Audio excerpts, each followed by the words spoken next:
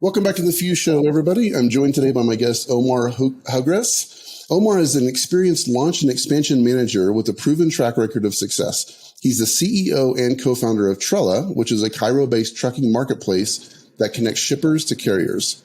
Trella offers services and technology to empower drivers, improve their efficiency, boost their earnings and utilization, as well as create job opportunities. Welcome to the show, Omar. Pleasure. Thanks for hosting me, Jim. Yeah, my pleasure. Let's jump right into it. So tell us a little bit more about Trella, what it is, and the audience that you guys serve. Okay, so I mean, as you said, Trella is a trucking marketplace. To avoid jargon, people can think of us as the Uber for trucks, but instead of going to the end consumer and retail, we work business to business. So a lot of the trucking industry in general is something that is very familial. So the way you go, and that's not only in Egypt and Pakistan and Saudi. I'll tell you more about where we operate and all of that. But it's sort of a union. So you have a family, his grandfather, his father, and himself. They've all been doing trucking for the longest period of time, and that's the same story you'll find everywhere. And they're sort of like small companies and small businesses that own maybe two to five trucks. And that's also the same story where you find it in a lot of countries, not necessarily all countries. Some countries have big, a lot of those big players out there. But in most of countries, and particularly in emerging markets, you find the small businesses. So we operate businesses to businesses. We focus on large customer segments. So you have Coca-Cola, Maersk, and all these big names. We move for them. Recently, we just we just announced our Series A, led by Maersk Growth Venture. For those who don't know what Maersk is the largest shipping line in the world. I think at some point they were moving 30 or 40% of the world GDP on their ships. So I think everybody's seen those shipping containers with the logo Maersk. You know, it's like definitely very well known in my mind. Yeah. And actually, good thing is that you only see Maersk, but they have like 3 or 4 other companies. So they acquired like Seago and Sealand and all of these are Maersk subsidiaries. So they're quite big, and we're hoping, and a big part of this investment and this partnership coming up from Maersk is how we can tag along and offer them a very high-end service on inland freight. So they say we are the king of ocean freight, and now we have Trella we can partner up with and offer also land freight and ocean freight. So it's a win-win situation for both of us. We've been very deep into speaking with their country managers, with their product teams and development teams, and see how we can integrate. So we're excited about that. That's fantastic. That's great. So tell me a little bit more. And I want to talk about this a little bit later, but let's do it now. Your background is at Uber. So you said that Trella is kind of like the Uber in the trucking industry. Tell me a little bit more about how that works and kind of get into, if you would, about how Trella helps create job opportunities for people in these local areas.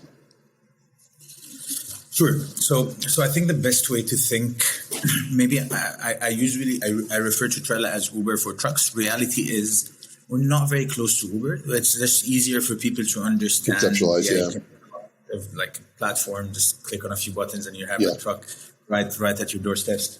That is the reality. But the best way to think through this is actually think of us as Amazon for loads. So if you think of e-commerce, you'll see that you have a lot of the vendors that give enough supply to Amazon. In this case, our vendors are Coca-Cola, Maersk, Nestle, P&G, all these big names. And then think of the buyer, the consumer, as the truck driver. And in Trella's case, he goes on our marketplace, he books the loads, and he takes them. Sometimes he bids, so he gives better prices. Sometimes they take it, and we have an arbitrage between what we've gotten from the shippers, in this case Coca-Cola, Maersk, and how we sell it to them. So that's a good way to think of. Obviously, there's a lot of operations behind the scenes and a lot of manual stuff that needs to be done, because this industry has been plagued by a lot of I mean, the only thing that hasn't changed in the past 200 years is probably the trucking industry. They, instead of using trucks, they think they were using camels. That's the only thing that changed. Otherwise, it's the same story. Wow. It's about time then that someone like you came around and disrupted that. Well, we're hoping so. Yeah. So, okay. So it sounds like, and I think I read it was either on your website or an article that you're also helping truckers optimize their loads. In other words, instead of running empty from one location to another to pick up a load, you're trying to put product in their truck, which obviously would increase their revenue as well. So, I mean, how does that work? So actually the biggest pain point you'd see with truck drivers is not necessarily demand generation. A lot of them actually have good contracts or good relationships with shippers out there. Their biggest pain point is that they can have a long haul all the way to southern Egypt, for example. So like a 3 or 4 days drive. Wow. And then they end up not having the demand they're looking for in there. So they actually charge their shippers sort of a double leg. If in our case, we tell them, listen, guys, we actually, because of the marketplace concept and because of the network effects, we do have shippers in northern Egypt. We do have shippers in southern Egypt. And we bundle a lot of these loads. So for them to gain trust, we tell them, take this load back and forth. You're going to get X number of dollars, versus this is even more than how they charge their existing shippers, because we offer them this level of reliability. Now, are we at the stage where we can say, yes, all our loads are backhauled, all our loads are optimized and efficient? We cannot say that. It's a big game, and for you to do that, you need to actually reach true scale to be able to work on the network effect idea. 100%. Yeah. But it sounds like you're making good progress. And that's the beautiful thing about a network effect type business, is it gets more and more attractive and more efficient at scale. That's exactly how it works. That's great. So I've got to know, have you driven any of the trucks? Have you done like a day in the life where one of them lets you drive and kind of be on the inside to experience that? I've done. I actually, the whole concept of truck. At the beginning, you thought that truck is, you just jump in a truck and it's a comfortable seating and you can get you can just move away with that. But reality is it's not. I also am giving myself, because we operate in 4 countries right now: Egypt, Saudi, Pakistan, and UAE. I haven't tried I haven't taken any loads outside of Egypt, and that's how I'm thinking of spending some of my times while we visit some of our markets, particularly Pakistan and UAE coming soon. So yeah, fingers crossed. I'm gonna try some of the short hauls. I don't think I can do long hauls right now, but definitely in my plan. So I'm curious how that experience so far has shaped your paradigm. I'm guessing it's given you a sense of empathy or compassion towards the drivers and making it better for them. But how has that shaped your decisions as the co-founder CEO of Trella? I think a very interesting story actually happened to me as so it was actually two summers ago. So I think by then Trella we're trying to more or less formulate a product and push. It was our I think 3rd or 4th months of operation, and I decided to get into a truckload. And then in Egypt, you have trucking is actually is not regulated. It's against, like if you look at fintech in Egypt, for example, their major pain point, their biggest bottleneck is actually regulations and the central bank regulations and the FRA finance regulations, and all of that is quite hectic. On our side, it's the exact opposite. And I'll tell you the story. So I was in a truck.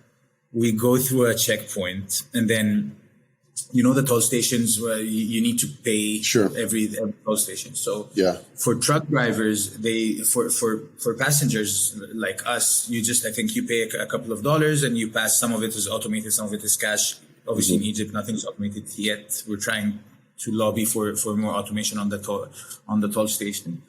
So with this guy, we had another truck in front of us, and it's carrying the same load, same commodity, same weight. Everything is exactly the same. So the guy went to the toll station. They told him, "Hey man, fine, you need to pay $20." So the guy pays $20, and then he comes to us and he's like, the guy looks at the car. What are you guys carrying? This or that? You say, okay, you guys need to pay $100. So you're like, yeah, but you just missed that the car right in front of us that you let pass is both of us are going on the same shipment. And then two, they just paid $20 and you're asking us for $100. So there must be something wrong. It was a big argument. And the guy flipped. The truck driver flipped because he was very mad at the guy responsible for in the toll station. And I mean, after a lot of debate back and forth, okay, you guys need to pay $40. So we ended up paying. The guy was still very frustrated. And then when you reflect upon this incident, you realize that one, if you're the recipient, the first question you're going to ask the truck driver is, why did you pay 40 and why did he pay 20? So yeah. I don't necessarily believe you, and they might actually not pay you your money. And the second piece is, because there is no system, because there is no one singular playbook for the guy at the toll station to look at and just charge people, it's a dilemma.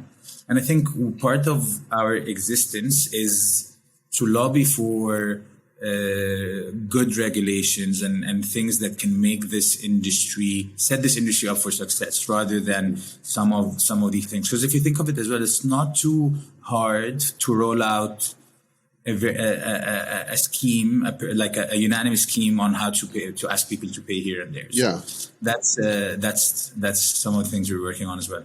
Yeah. Okay. This is so fascinating. It's amazing that there would be such a difference between the fintech regulations and the lack thereof in trucking. I want to jump into, I respect to you for being willing to go out there and lead from the front. I'm sure that the truckers you work with respect that incredibly. And one of the things I want to talk to you today about is leadership. You've had several recommendations on LinkedIn that people have pointed to your leadership skill. And one person even mentioned that you have an instinct for leadership. So I'm curious how you look at leadership and how you lead Trella. So I mean, I don't want to sound cliche or anything, but I think the best way to lead is lead from the front. And one of our values is all hands on deck. Particularly in an industry that is extremely fragmented, that is very, very hectic in terms of just operating it. One would ask himself, like, what are the barriers? We get this question a lot. Like, what are the barriers of entry for people to come operate a trucking marketplace in Egypt, for example? Reality is the barriers to entry are. This is probably one of the most hectic industries globally, and because it's very tough to operate, you don't find a lot of trucking marketplace coming up every other day.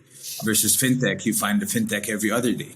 So I believe that leading from the front, all hands on deck, have everyone work on something, is very, very, very important. And I think another piece is, if you put the people first, and you want to make sure that these people believe in the mission, believe in the vision, and you as a CEO, make sure that you're removing all the barriers, make sure that you're having them go into one direction. There is a lot of misalignment, and that's just the case with any startup in the world. I don't think you'll find any company in the world that is fully aligned on the direction, the mission, like the how. All these is impossible to get alignment. But if you manage to remove the barriers, have everyone see what you're seeing, just push.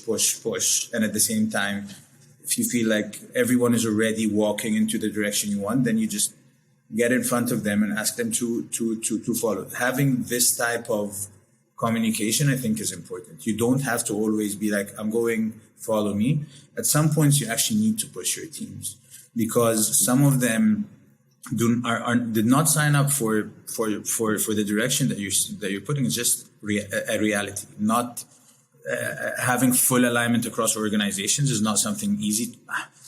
I wouldn't say easy. I would say it's impossible. Like, there is no a single company that I've spoken to that has full alignment. But I think one thing that is important, and I think this is one of the values that Amazon have, and I'm a big fan of, is just disagree and commit.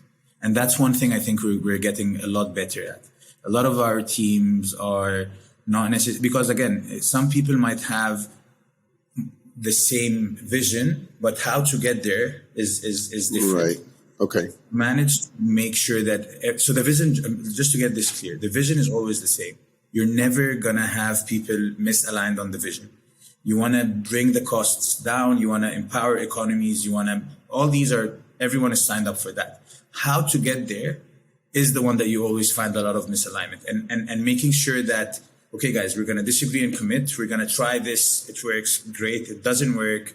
It's an MVP. We can test something else. And just have this constant mode of iteration, I think has been helpful for us. It's, again, it being a very tough industry makes alignment even harder, but we're getting good at that. You know, one of my fears as a leader is being disconnected from the newer team members as we grow. So for example, we're at roughly, I think we're at 42 people now in our org, and the first round of employees are now leaders, and I have a very close relationship with them. They understand the vision, the mission. We're very close, and have regularly spoken with them, and we're like a little more than a year old. And now though, we have employees that I've not spoken to, and honestly, like maybe I should. I know there's this uncertainty among CEOs of like at what point do I sort of let go versus having that interaction with every employee. But I think my fear is, how do we scale and keep everybody aligned on that vision, to your point? So how have you handled that in terms of, are you just empowering your first level of management to then sort of spread that vision? Are you doing that directly, or how does that look? That's a great question. So I think the number one responsibility for a CEO is to make sure that the first line are people who are smarter than him, who put more, who can basically lead this company if he's not there for any reason any day. And I think that's one thing we've done very well. And we've literally handpicked starting with our co-founders up until the people who are still joining us on that level today. So we take our times in that, even if it means that myself or Ali or Pierre, those are my co-founders, will need to put on two hats at the same time. It is what it is. This is what we signed up for, and this is how we're going to do it. Yeah. So that's one thing. If you manage to get those people, they fit into the culture, they believe in the mission and the vision, and you have already set processes and SOPs and playbooks into how to manage the company, whether in terms of communication or in terms of operations. Everything you can expect is just see this cascading down automatically. So that's one thing we do very well. And then obviously having objectives and key results. So OKRs is a concept that I think everyone is working with. And having this trickle down to the ground reps is also very important. How to do that is it starts by this level.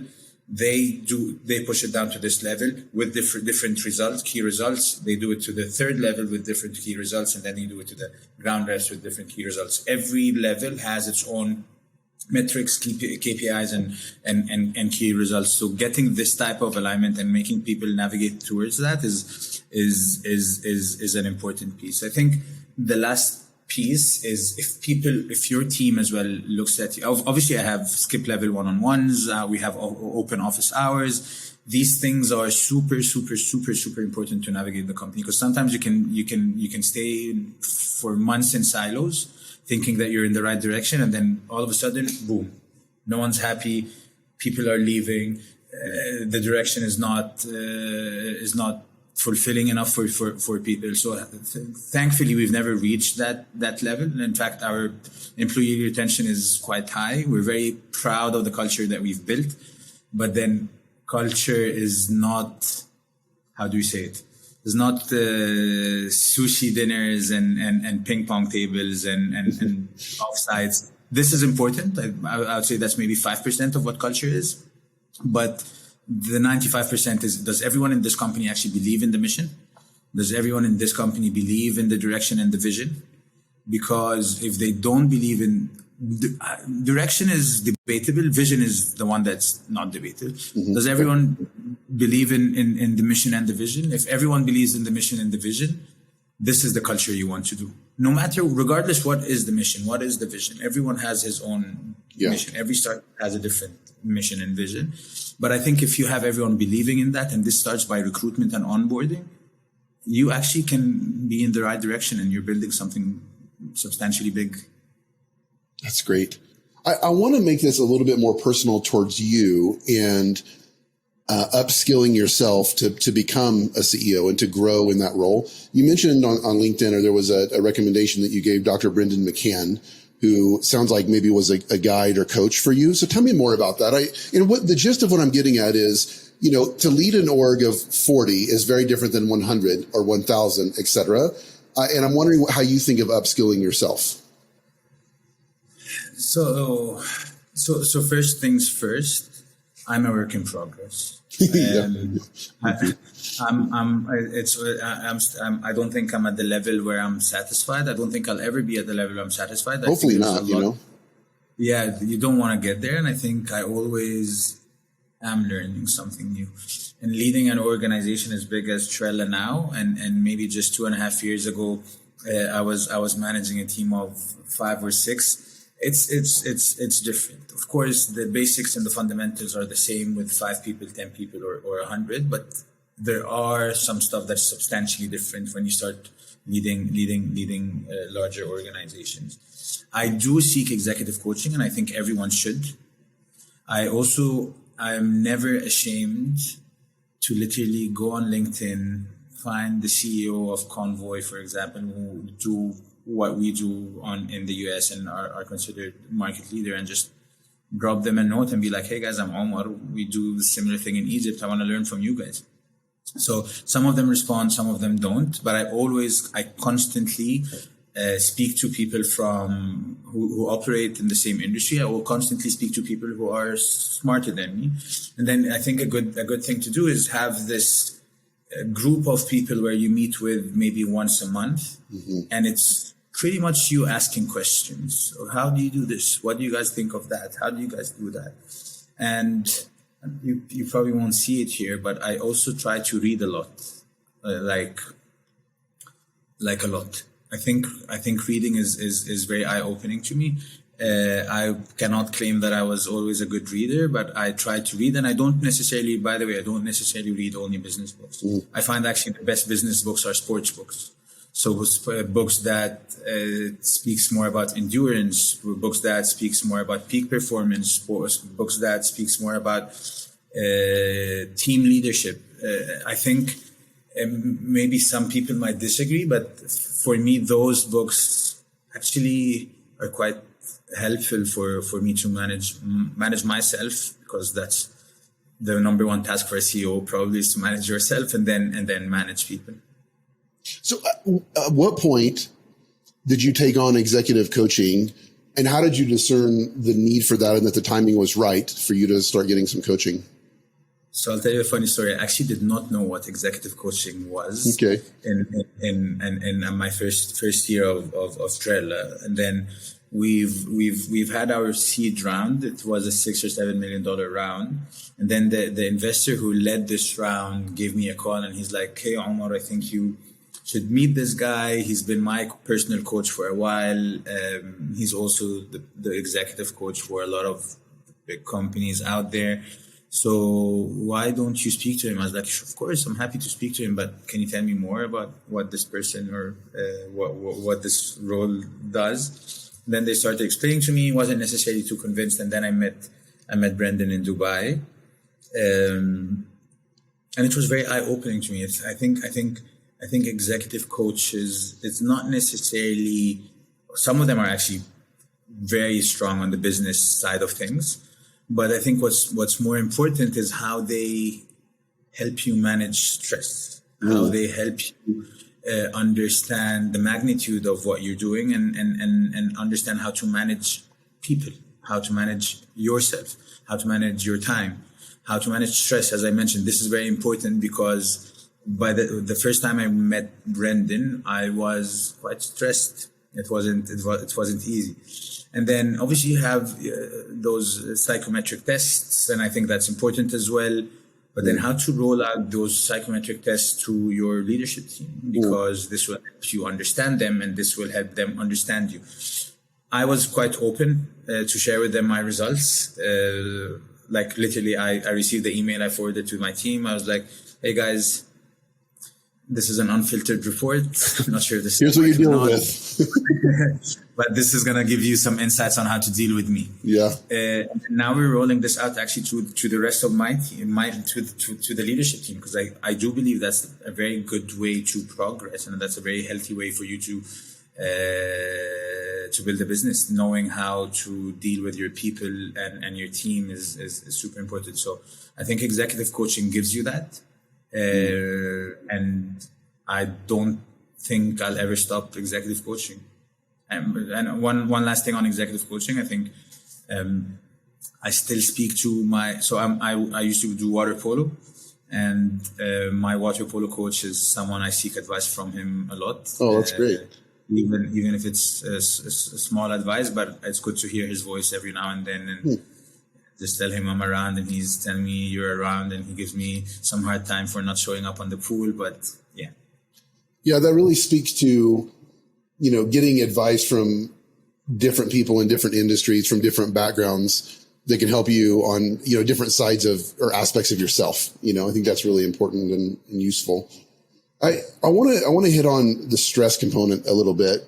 That's something I've struggled with as well. And specifically the weight that I feel on my shoulders. Our mission is to create 10,000 jobs within 10 years in developing nations. And I'm very serious about that, but there's a weight of responsibility there. And to give you an example, we have our largest client that we work with. We have a lot of responsibility on our plate, and I feel a huge sense of pressure to make sure that we're successful, because I recognize that if we're not, it means that we would have to lay off some team, and I'm just not okay with that result. But it puts a lot of stress on me. So how do you manage that? There are so many things outside of your control with Trella that if things don't go wrong, most founders have this sense of pressure. How do you navigate that feeling sort of responsible for the success or even livelihood of your team? So I think the problem with first-time founders is that all of a sudden you have, the way I look at this is you have a baby, and you're very, very much attached to this baby, and he's just a very hard baby to raise. So he doesn't listen to you, he doesn't look at you, he's always upset, he's never happy, and all of this just, it's first of all, you don't have any brain calories to do anything other than work. And the second piece is, when you're done, you just want to crash on the couch because your day's over, because in 4 or 5 more hours you have to wake up and get again at it, and boom, boom, boom. When I signed up for Trella, when I said, okay, I want to be an entrepreneur and I want to build this and I want to change the world and all of that, I honestly did not know it would I knew it would have been very hectic.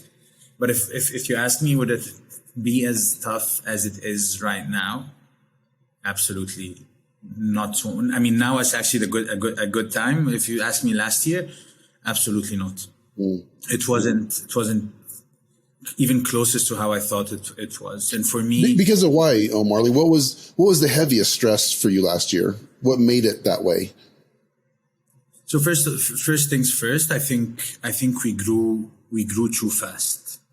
People would see this as a good thing. I think we should continue growing, but I think you should have some fundamentals on the product side that you need to make sure that it's helping you to scale.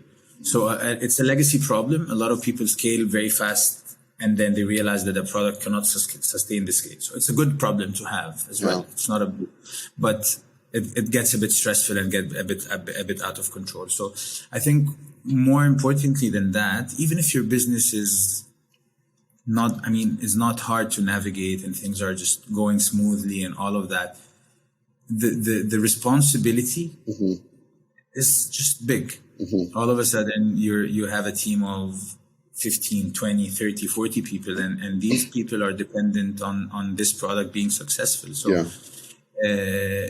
if you're a responsible person, you're going to feel the stress whether you like it or not. I think stress is inevitable. I think even if we 10 years down the line from now, if there's another startup that I launched, it will still be stressful. And managing the stress is the most important one. I have a routine. It's helping me a lot. I work out every single day, and I think this one just gives me some sense of sanity and make sure that this is sort of my daily medicine. And I highly encourage people. And actually, a lot of our team, we push them to train and work out and do this or that, and we also incentivize them with internal perks to make this happen. I try to, it's important for you just to have 1 or 2 hours that you're not thinking of work. Yeah. And it's important for you to get 6 to 8 hours of sleep. In the beginning, I used to get 4 hours of sleep, and I used to function. And I was very proud. I was one of those people who go out there and be like, hey, man, I sleep 4 hours and I operate and I'm absolutely fine. Reality is you're not as productive as you are when you sleep for 7 hours. The optimal, I still don't sleep for 7 hours. I sleep 6 to 7 hours, but I think the from 7 to 9 hours is very good for you to be efficient. I try to get 6 to 7 hours, and it's working out well. And then I think having a cadence and having sort of a routine within your professional work. So blocking times for people not to schedule stuff so that you can have some time to work on projects, work on particular things, or track stuff and go through your emails and then manage people is also very important. So if you manage to get some workout in your day, manage to block some time to work on big projects, and manage to get some time to go through your emails, and manage to put time to manage the business, I think you'll get there. Do you disconnect yourself from the results? In other words, where you think to yourself, like, I'm doing my very best each day. Are you able to find a sense of contentment regardless of the outcome of that? And even on a grand scale, if, worst case scenario, things didn't work out, but you knew you did your very best, could you find peace and contentment with that versus being connected to the actual results? So I think about this a lot. I think so. There's good news and bad news. The good news is if for any reason this doesn't go our way and it's not necessarily a success, I will feel very bad, but I'll get back again. Like it's gonna be maybe heartbreaking at some point, but a few weeks I'll manage to put myself up again. I've been through stuff in my life that are quite tough. So the good news is I know I'll manage this. The bad news is I think I always feel that I'm not giving it enough. So that you have this thing inside of you every day that be like, you can put an extra hour of work here, or you can maybe just not go out today. I mean, we don't go out. We don't go out much anyways, but like you can start thinking of maybe just spend another hour here, or maybe you're working and you're not efficient. Your productivity levels are very low. So this is a very bad day for you because you didn't accomplish the things you want to do. I think what I need to do is actually start finding peace with the present as well. So as long as, and you shouldn't look at it on a day by day or a week or a weekly basis. I think you should look at the outcomes on maybe a quarterly on a quarterly basis. What are the outcomes that you and your team achieve in this quarter? What are the outcomes that you've achieved versus last year? And one thing I think I'm starting to get better at is always reflect where we were a year ago and where we are right now. And this always gives you comfort, because if you look back there and be like, you've done all of that and you're still not happy, maybe go buy yourself a beer or something and you'd be happy. So like, these are more or less how I'm thinking through it. Yeah. I thought about this a lot as well. And I think about, like, I set an arbitrary amount of things to do for myself in a day. And I'm not there yet with this, but I'm trying really hard to just find peace and contentment at the end of my day, knowing I did my best in the situation with what came up. And I also mean like the like emotional, mental health. Like, for example, if I have a disagreement with my wife, last night, it's like my performance the next day is not going to be as good. And like, I'm trying to let myself off the mat, be like, you know what? In spite of that, I'm doing my best. Or I had a crappy night of sleep. In spite of that, I'm doing my best. And trying to find that sense of peace and contentment, knowing that, yes, maybe I didn't achieve the results I was hoping for on Monday, but I feel like I did my best. So I can just leave that and have peace about it, 100%. And I think that's important, because if you keep being very hard on yourself, it's not going to work. It's just not going to work. You'll always feel like you're not delivering, you're not productive, and then you're just going to push yourself down until you reach a point where you're actually depressed. Founder depression is something real, and no one can deny that. I think a lot of people go through it, and not necessarily only depression, but also the stress part of the things is also sometimes get out of control. So always giving yourself an opportunity to see light at the end of the tunnel, or to see light wherever, in whatever you're doing, is an important one. Mm-hmm. Okay, so is it smarter in your mind for a founder to double down on their strengths, or for them to focus on their weaknesses? Or I should say on improving their weaknesses. No, I think so. I mean, there are two ways to look at this. The way I look at this with my leadership team is, if there's someone who's very strong at a particular skill set, the first thing I go and tell them is, make sure you teach your team how you do that.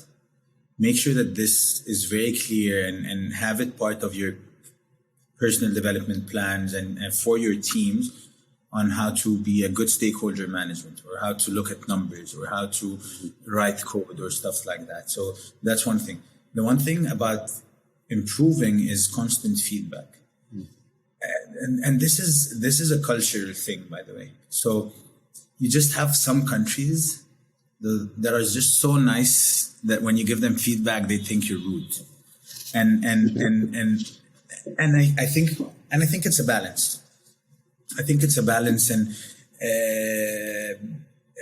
how to reach a place where you can give feedback to your team constantly without wearing them down. Because at some point as well, I used to give feedback a lot, and I forget about the good things that they do. So in their views is, Omar is so harsh, he just keeps pushing us down. And that's a very valid feedback. You need to give feedback, constructive feedback, and you need to also tell them what good are they doing and how they can continue doing that, because it's very important for the business. So I think tackling the feedback piece is important. If as a company, it's also, again, it's in our DNA to give feedback. Anyone can give feedback to anyone. In Egypt, it's not necessarily culturally very welcome. Egypt is one of those countries in the middle. So you have some cultures on the right side where like they're very direct with the feedback, and they actually appreciate and respect you if you give them feedback. And then you have other countries right on the left side who for them is, what the fuck did you just say? And you have like some countries in the middle. I think Egypt is in the middle. And we're trying to be a little bit on the right side. Like, you're trying to be very honest and direct with your feedback. And I think it's helpful. I think it's very important to give feedback, because it always corrects your team. It always helps them understand what good is happening here and how they can improve on. Yeah. One of the struggles that we've had, because most of our team is outside of the US, and there are certain cultures that really struggle giving feedback to anybody they perceive as being above them in sort of the leadership chain. How have you overcome that? Has that been a challenge? What I specifically mean is, like, and it's very much a part of our culture to say, like, not only are you encouraged to give me feedback, to give my co-founder feedback, we expect you to. But that's a real challenge for a lot of people where they're willing and able to give feedback to peers or people they perceive as lower than them on the leadership scale. But anybody that's above, they really have a hard time with that. Have you experienced that specifically? Yeah, but then you have to give them the forum to give you feedback. And the best way to do that is we're having our one-on-one here, and as simple as in your one-on-one document, leave a tab for feedback. Maybe it's easier for them to type it than to say it. That's one. Okay. The second thing, if you feel that they didn't put it, give them a room to give you feedback. Give them an opportunity. And the best way to give them an opportunity is to actually criticize yourself. Be like, how do you guys think of the prioritization feature that we decided, the prioritization metric that we decided on this feature last week? Reflecting a little bit on that, I think I made the wrong decision, but what's your feedback on that? You need to give them some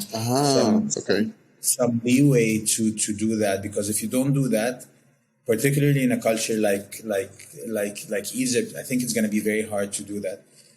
And every single all hands publicly ask for feedback. Be brutal with anyone from the leadership team who's not accepting feedback. I think be very.